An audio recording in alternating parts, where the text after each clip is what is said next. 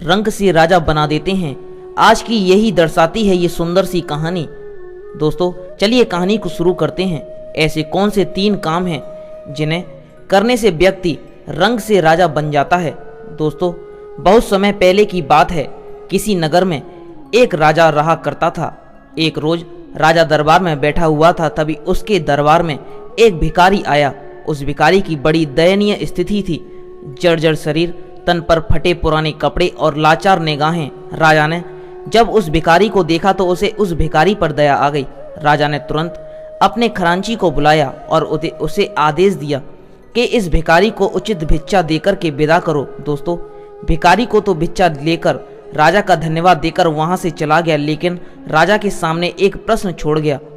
उस राजा के मन में यह विचार आया कि मैंने ऐसे कौन से शुभ कर्म किए हैं जिनके कारण मुझे ये राजपाट मिला है, और इस भिखारी ने ऐसा कौन सा पाप कर्म किया है जिसके कारण इसे ऐसी जिंदगी नसीब हुई है। दोस्तों राजा के मन में ये विचार आते ही अगले दिन राजा ने अपने नगर के सभी विद्वानों की एक सभा बुलाई। सभी विद्वान लोग सभा उपस्थित हो गई तो राजा ने सभी के सामने अपने मन की जिज्ञासा प्रकट की, और उस राजा ने विद्वान जनों से कहा कि देखो, आज मैंने आप सभी विद्वान लोगों को यहाँ बुलाकर इसीलिए कष्ट दिया है ताकि मैं अपनी एक समस्या का निराकरण आप लोगों से करवा सकूं। राजा ने कहा, मेरे मन को एक विचार बहुत ही विचलित कर रहा है। राजा का ये वचन सुनकर के सभा में बैठे हुए विद्वानों में से एक विद्वान ने खड़े होकर पूछा कि महाराज, ऐसी क्या उलझन है जो आपको विचलित कर रही है? ऐसा कौन सा विचार है जो आपको परेशान कर रहा है? कृपया आप उसे हमें बताएं। राजा ने कहा, मैंने ये सभा इसीलिए बुलाई है ताकि मैं ये जान सकूं कि पिछले जन्म के किन शुभ कार्यों से मुझे ये राजपाट मिला है। तो में से कोई इस बात को मुझे बता देगा तो मैं उसे माला माल कर दूंगा, और ना बताने पर मैं उसको गधे पर बिठाकर के मुख पर काली पोत करके उसे बेइज्जत करके इस राज्य से बाहर निकलवा दूंगा। राजा की बातों को सुनकर के सभा में बैठे सभी विद्वान सकते में आ गए और सोचने लगे कि राजा को यह बात बताने से बेहतर तो यही है कि हम लोग खामोश रहें या फिर उसे कुछ दिन की मोहलत मांगकर चुपचाप यहाँ से खिसक लें। कहीं ऐसा ना हो जाए कि राजा को हमने बताया और राजा हमारी बातों से संतुष्ट नहीं हुआ तो मुक्ति में ही हमारी बहुत बड़ी बेइज्जती हो जाएगी। दोस्तों यह विचार कर सभी विद्वानों ने आपस में सलाह मिलाई, और सलाह मिलाकर सभी विद्वानों ने राजा से कहा कि महाराज, हम आपके इस प्रश्न का उत्तर तो दे देंगे कि पिछले जन्म के किस पुण्य कर्म के कारण आपको राजपाट नसीब हुआ है, लेकिन आपको हमें कुछ मोहलत देनी होगी। आप हमें 5 माह की मोहलत दे दें, और 5 महीने के बाद हम आपके सामने ये बात बता देंगे कि किस पुण्य कर्म के कारण आपको ये राजपाट नसीब हुआ है। राजा ने कहा, ठीक है, हम तुम्हें 5 महीने की मोहलत देते हैं, लेकिन ध्यान रहे 5 महीने के बाद तुम्हें हर हाल में मेरे प्रश्न का उत्तर देना होगा। सभी विद्वानों ने राजा को आश्वासन दिया और राजा से कहा कि महाराज, आप बिल्कुल भी चिंता ना करें, 5 महीने के बाद हम आपकी जिज्ञासा का जरूर समाधान कर देंगे। इस प्रकार राजा को सांत्वना देकर सभी विद्वान राजा से 5 महीने की मोहलत लेकर राज दरबार में बाहर चले गए। सभी विद्वानों ने राजा से कहने को तो कह दिया, लेकिन इसका उत्तर उन्हें भी मालूम नहीं था। उन सभी विद्वान ने बाहर आकर विचार विमर्श किया कि अब इस मुसीबत से कैसे छुटकारा पाया जाए। सभी विद्वान मौन थे, क्योंकि किसी को भी राजा के इस प्रश्न का उत्तर नहीं मालूम था। तभी उनमें से एक विद्वान बोला, अरे भाई, अभी तो हमारे पास में पूरे 5 महीने हैं, 5 महीने आराम से गुजारो, जब समय आएगा तब देखा जाएगा, भविष्य की चिंता करके वर्तमान क्यों बर्बाद करें। अब सभी विद्वान ने आपस में मिलकर कल एक सहमति जताई कि देखो भाई, आज से 5 महीने बाद हम सभी लोग नगर के बाहर तालाब पर इकट्ठा होंगे, और जिसे भी उत्तर पता चल जाएगा तो हम सभी उस पर चर्चा करेंगे और ये सोचेंगे कि यह उत्तर राजा को बताना चाहिए कि नहीं। दोस्तों इस तरह से वे सभी विद्वान लोग एक दूसरे से वादा करके एक दूसरे से विदा लेकर अपने अपने घर को चले गए और अपने घर के कार्यों में व्यस्त हो गए। दिन गुजरे, महीने गुजरे, और गुजरते गुजरते वह समय भी आज पहुंचा। इसके अगले दिन राजा को उसके सवाल का उत्तर देना था। इसके बारे के अनुसार एक बार फिर से सभी विद्वान नगर के बाहर बने हुए तालाब पर इकट्ठा हुए। सभी ने एक दूसरे से पूछा, क्या कोई उत्तर पता चला? दोस्तों सभी का प्रश्न का एक ही जवाब था कि हम तो इस प्रश्न का कोई जवाब नहीं ढूंढ पाए। यह जानकर सभी चिंतित हो गए और सोचने लगे कि अब क्या किया जाए। दोस्तों जब सभी विद्वान चिंता में डूबे हुए थे तभी न जाने कहां से एक साधु महाराज वहां पहुंचे। जब उसने सभी विद्वानों को चिंता में डूबा देखा तो उसने विद्वानों से पूछा, क्या बात है भाई, आप लोग सभी लोग चिंता में कैसे बैठे हो? साधु महाराज के पूछने पर विद्वानों ने सारा घटनाक्रम उन्हें कह सुनाया और कहा कि महाराज, यदि हमने कल राजा को उसके पूछे प्रश्न का उत्तर नहीं दिया तो राजा हमारा सिर मुड़वा करके गधे पर बिठा करके राज्य से बाहर निकलवा देगा। इसी कारण से हम सभी लोग चिंता में बैठे हुए हैं। दोस्तों, विद्वानों के मुख से ये वचन सुनकर के उन साधु महाराज ने कहा कि देखो, अब तुम्हें चिंता करने की कोई आवश्यकता नहीं है। मैं ये जानता हूं कि तुम्हारे नगर के राजा को किस पुण्य कर्म के कारण राजपाट नसीब हुआ है। उस साधु की बातें सुनकर सभी विद्वान हाथ जोड़कर उस साधु महाराज से निवेदन करने लगे कि महाराज, अगर आप राजा के प्रश्न का उत्तर जानते हैं तो कृपा करके हमें बताओ कि पूर्व जन्म के किस पुण्य कर्म के कारण राजा को राजपाट प्राप्त हुआ है। हम सभी वादा करते हैं कि हमें जो भी उपहार उस राजा से मिलेगा उसमें से आधा आपको दे देंगे। साधु महाराज बोले, देखो भाई, मुझे आपसे कोई उपहार नहीं चाहिए, आपको मुझे राजा के पास लेकर चलना होगा। मैं राजा के प्रश्न का उत्तर राजा को दे दूंगा। दोस्तों, उन साधु महाराज की बातों को सुनकर सभी विद्वानों के चेहरे खिल गए। सभी विद्वान उस साधु महाराज को लेकर के राजा की दरबार में जा पहुंचे।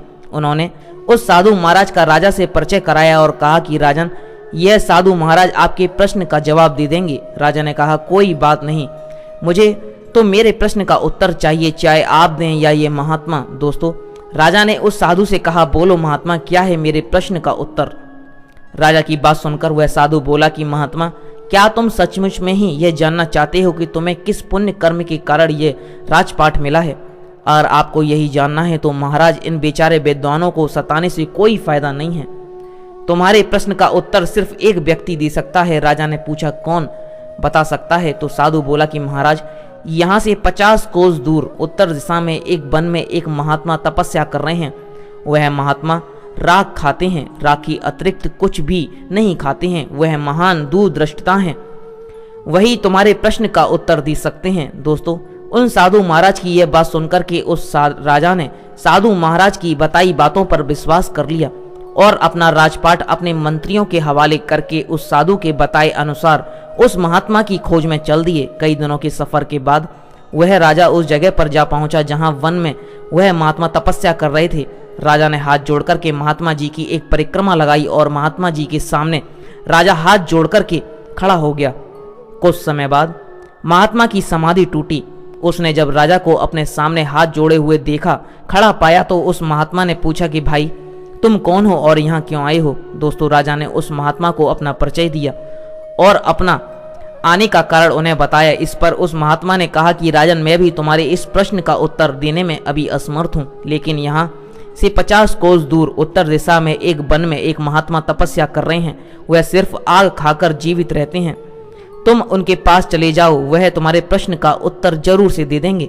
महात्मा की इन बातों को सुनकर के राजा कुछ पल के लिए निराश तो जरूर हुए, लेकिन फिर से नए उत्साह के साथ महात्मा द्वारा बताए हुए मार्ग पर साधु की तलाश में वहां से चल दिए। शेरघी उसने अगले दिन तपस्या करते उस साधु को खोज लिया जो आग खाकर जिंदा रहते हैं। वह साधु महात्मा की समाधि अवस्था में बैठे हुए तपस्या कर रहे थे। कुछ देर बाद जब उन महात्मा की समाधि टूटी तो उन्होंने अपने सामने राजा को आदरपूर्ण मुद्रा में खड़ा हुआ पाया। जब महात्मा ने राजा से अपने पास आने का कारण पूछा तो राजा ने बताया कि वह किस लिए उनके पास आया है। दोस्तों, राजा के मुख से सारा वृत्तांत सुन साधु ने कहा, सुनो राजन, यह सच है कि मैं बहुत दिनों से तपस्या कर रहा हूँ, किंतु बातें ऐसी हैं जिनका रहस्य मुझे भी पता नहीं है। तुम जिस प्रश्न के लिए मेरे पास आए हो, तुम्हारा प्रश्न ही कुछ ऐसा ही है, मैं उसका उत्तर बताने में असमर्थ हूँ। दोस्तों, जब वह राजा उन साधु महाराज के वचनों को सुनकर निराश हो जाता है, राजा उन महात्मा जी से कहता है कि हे महात्मा, अगर आप भी मेरे प्रश्न का उत्तर देने में असमर्थ हैं, तब तो मेरा इतनी दूर आना व्यर्थ ही गया। मैं तो बड़ी उम्मीद से आया था आपके पास। साधु राजा को बहुत उदास देखते हैं तो कहते हैं कि राजन, निराश मत हो, मुझे आपके प्रश्न का उत्तर नहीं है, पता नहीं है, लेकिन मैं उस व्यक्ति को भली भांति जानता हूँ जिसके पास तुम्हारे प्रश्न का उत्तर जरूर मिल जाएगा। राजा ने कहा, ठीक है महाराज, आप उनका ही पता बता दीजिए। इतनी दूर आया हूँ तो मैं उनसे भी मिल लेता हूँ। वो महात्मा राजा से कहते हैं कि तुम यहाँ से 10 कोस आगे जाओगे तो तुम्हें एक काशीपुर नाम का शहर पड़ेगा। उस शहर में एक हरि प्रसाद नाम का व्यक्ति है। उसकी पत्नी इस समय गर्भवती है और अब से 2 दिन बाद उसकी पत्नी के गर्भ से एक पुत्र जन्म लेगा। उस व्यक्ति के घर पुत्र तो जन्म लेगा, लेकिन कुछ घंटे के बाद उस बालक की मृत्यु हो जाएगी। और जब उसकी मृत्यु हो जाएगी तो उस बालक को शमशान की मिट्टी में अपने पुत्र को जब दफन करके वापस लौट आए तो तुम उस मृत बच्चे को जमीन से बाहर निकाल लेना और उस मृत बच्चे के सामने तुम अपना प्रश्न रखना, तुम्हें तुम्हारे प्रश्न का उत्तर मिल जाएगा। राजा ने साधु को धन्यवाद दिया और साधु से आज्ञा लेकर के राजा आगे काशीपुर की आगे शहर की ओर चल पड़ा। चलते चलते राजा साधु के बताए हुए शहर काशीपुर में पहुंच जाता है और वहां हरि प्रसाद का घर तलाश करके उसके घर के समीप ही चबूतरे पर बैठ गया। कुछ ही देर में हरि प्रसाद अपने घर से बाहर निकला। अजनबी व्यक्ति को बाहर बैठा हुआ देख करके उस व्यक्ति ने राजा से पूछा कि मित्र तुम कौन हो और यहाँ बैठे किसका इंतजार कर रहे हो? राजा बोला, मुझे इंतजार है तुम्हारे घर में आने वाले उस नन्हे से मेहमान की जो शीघ्र ही तुम्हारी पत्नी के गर्भ से जन्म लेने वाला है। वह व्यक्ति अजनबी के मुख से इन बातों को सुनकर बड़े ही आश्चर्य में पड़ गया और बोला कि आपको कैसे पता कि मेरी पत्नी गर्भवती है?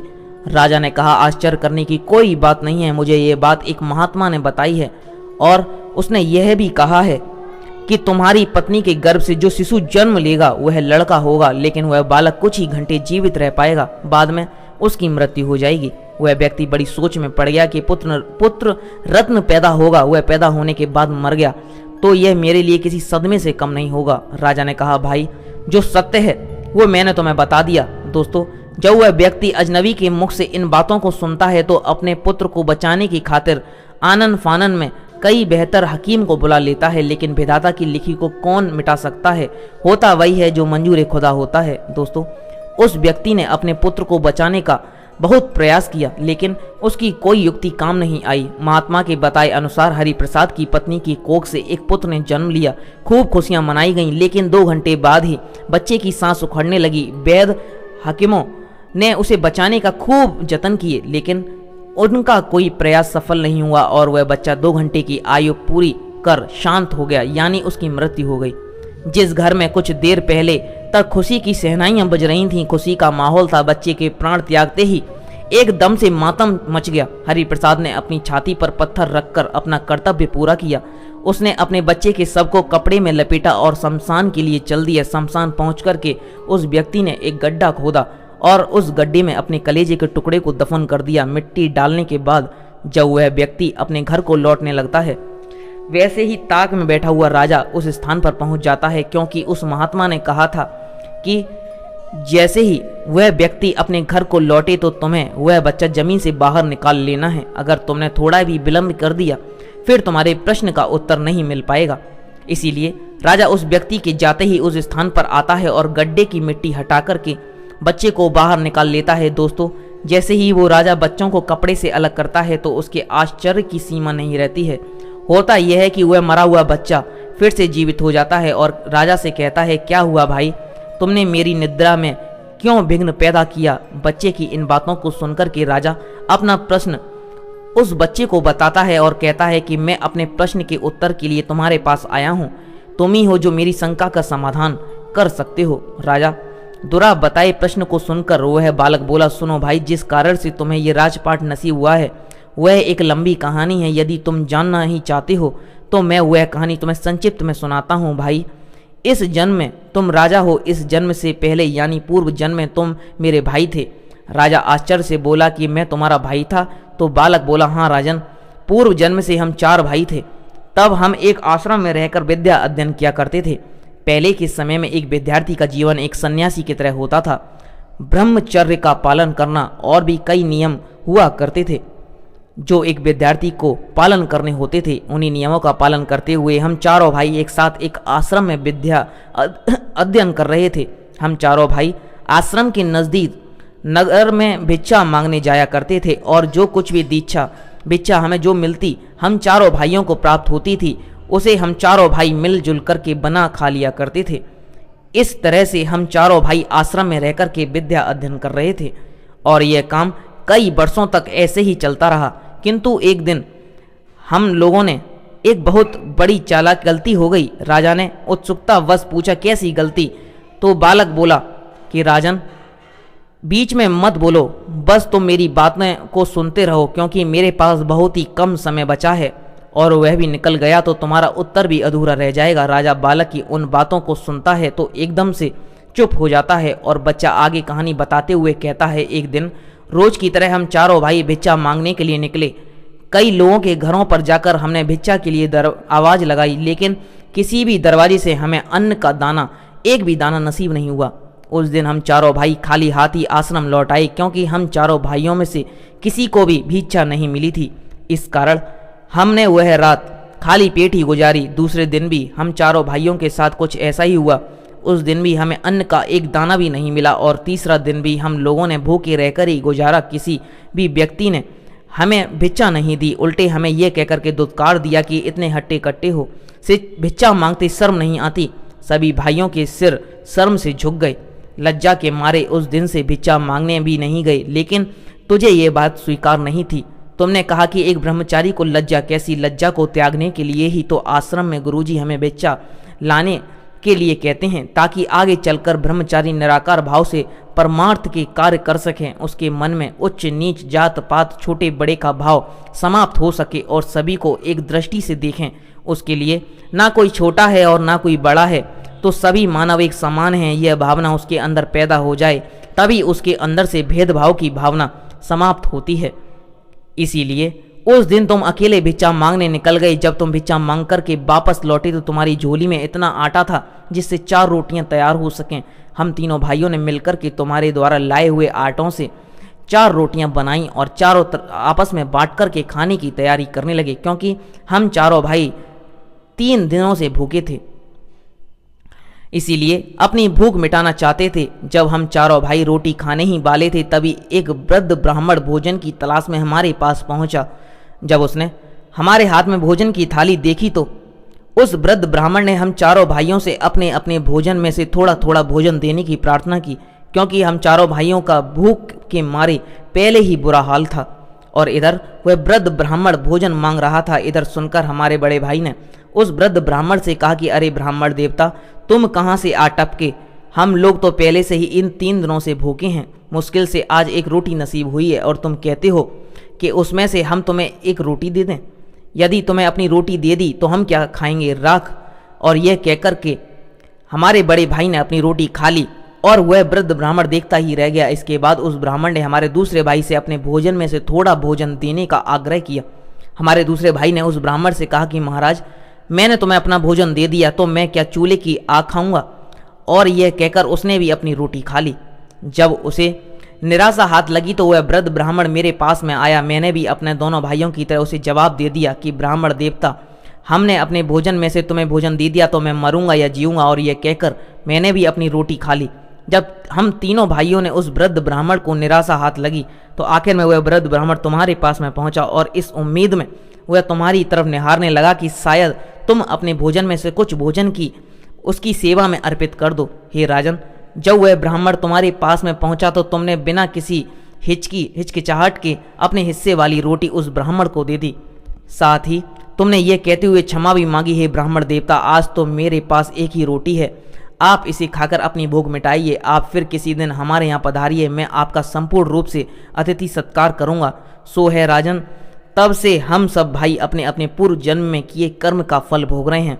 उस दिन वह वृद्ध ब्राह्मण तो वहाँ से चला गया और हम तीनों भाइयों पर मुसीबत का पहाड़ टूट पड़ा। और यह कहकर बालक आगे बोला है, रहे राजन, जिस वृद्ध साधु ने तुम्हें पहले साधु के पास जाकर अब उसे अपने प्रश्न का उत्तर खोजने के लिए कहा था, दरअसल वह वही ब्राह्मण है जो हमारे पूर्व जन्म में भोजन मांगने के लिए हमारे पास में आया था। और वह पहला साधु जो सिर्फ राख खाता है, वह हमारा पूर्व जन्म का हमारा बड़ा भाई है। उसने ब्राह्मण से यह कहा था कि तुम्हें रोटी दे दूंगा तो खाऊंगा क्या राख? इसीलिए उस ब्राह्मण के श्राप से ही वह राख खाकर ही जीवित है। पहले साधु ने तुम्हें दूसरे साधु के पास जाने का परामर्श दिया हुआ साधु दरअसल हमारा दूसरा भाई है जो सिर्फ आग खाकर ही जीवित रहता है। उसने ब्राह्मण की रोटी मांगने पर यह कहा था कि यह ब्राह्मण देवता, मैं तुझे रोटी दे दूंगा तो क्या मैं चूल्हे की आग खाऊंगा? इसीलिए उस ब्राह्मण का श्राप उस पर भी फलीभूत हो रहा है। आगे वह बच्चा राजा से बोला, राजन, अब आप मेरे विषय में भी सुन लो। मैंने ब्राह्मण को रोटी न देकर यह कहा था कि ब्राह्मण देवता मैं तुम्हें रोटी दे दूंगा तो मेरा क्या होगा, मैं जीऊँगा या मरूंगा। तभी से मैं जीता या मरता रहता हूँ। मैं नित्य किसी न किसी के यहाँ जन्म लेता हूँ और कुछ घंटे, कुछ दिवस अथवा कुछ महीने जीवित रहकर वापस चला जाता हूँ, वापस मर जाता हूँ और तब से ये घटनाक्रम नियमित रूप से चल रहा है। दोस्तों आगे हुए बालक कहता है, राजन अब तुम अपने विषय में भी सुन लो। तुमने अपने हिस्से की रोटी उस ब्राह्मण को दी और स्वयं भूखे रहे। तुमने अपना दायित्व और धर्म का पूरी तरह से निर्वाह किया और उन्हीं सब कर्मों के कारण इस जन्म में तुम्हें राजा बनने का अवसर मिला है, क्योंकि परमात्मा उन्हीं लोगों को राजपाट देता है या अमीर बनाता है जो खुद की ना सोच करके दूसरों की परवाह करते हैं, जो दूसरों के बुरे वक्त में उनकी सहायता करते हैं, जो अपने मुंह का निवाला भी दूसरों की सेवा में समर्पित कर देते हैं। ऐसे लोगों को परमात्मा इस मानस से अमीर बनाता है कि यह लोग अमीर होकर के दूसरों के सुख दुख में उनका साथ निभाएंगे। लेकिन अधिकतर लोग अमीर होकर अपना ही सोचते हैं। वह ये भूल जाते हैं कि यह सब हमारे पिछले जन्म के पुण्य फलों के कारण प्राप्त हुआ है और परमात्मा ने हमें दूसरों की सहायता के लिए अमीर बनाया है। यदि हम पुण्य कर्म करेंगे, लोगों की सहायता करेंगे, तो इस जन्म में तो हमें परमात्मा ने अमीर बनाया है, अगला जन्म भी हमारा अमीरी से ही बीतेगा। इसीलिए अच्छा यही होगा कि तुम अपनी प्रजा की, गरीब असहाय लोगों की और ज़रूरतमंद लोगों की भरपूर मदद करो, परोपकार के कार्य करो, ताकि तुम्हारा आगामी जीवन भी सुखमय बन सके। दोस्तों इतना कहकर के बालक एकदम से चुप हो गया। उसकी आंखें बंद हो गईं और उसकी गर्दन एक ओर लुढ़क गई। राजा समझ गया कि यह बच्चा सिर्फ इतनी देर के लिए जीवित हुआ था। अतः राजा ने बड़ी सावधानी के साथ में उस बालक को कपड़े में लपेटा और बड़े ही सम्मान के साथ उस बच्चे के शव को जमीन में दबा दिया। और जमीन में दबा देने के बाद राजा अपने नगर को वापस लौट आया, क्योंकि अब राजा को भी यह बात पता चल चुका था कि उसे किस कारण से यह राजपाट नसीब हुआ है। तो दोस्तों इस कहानी से आपको भी पता चल गया होगा कि किस कर्म के कारण मनुष्य रंक से राजा बन जाता है और किस कर्म के कारण मनुष्य को जिल्लत भरा जीवन भोगना पड़ता है। यदि आप भी अपना कल अच्छा चाहते हैं तो गरीब असहाय लोगों की मदद करें, जरूरतमंद लोगों की सहायता करें, माता पिता का आदर करें और ईश्वर का भजन करें, क्योंकि हमारा आज का किया हुआ कर्म ही भविष्य में हमारा भाग्य बनता है। और जो अच्छा कर्म करते हैं वह सुख पाते हैं और जो बुरा कर्म करते हैं वह दुख पाते हैं। दोस्तों उम्मीद करते हैं आपको ये कहानी पसंद आई होगी। अगर कहानी पसंद आई है तो इस वीडियो को लाइक करके, चैनल को सब्सक्राइब करके बराबर वाले बेल आइकन को दबा लेना और कमेंट करके बताना आपको ये कहानी कैसी लगी। दोस्तों आपका यहाँ तक वीडियो देखने के लिए बहुत बहुत धन्यवाद।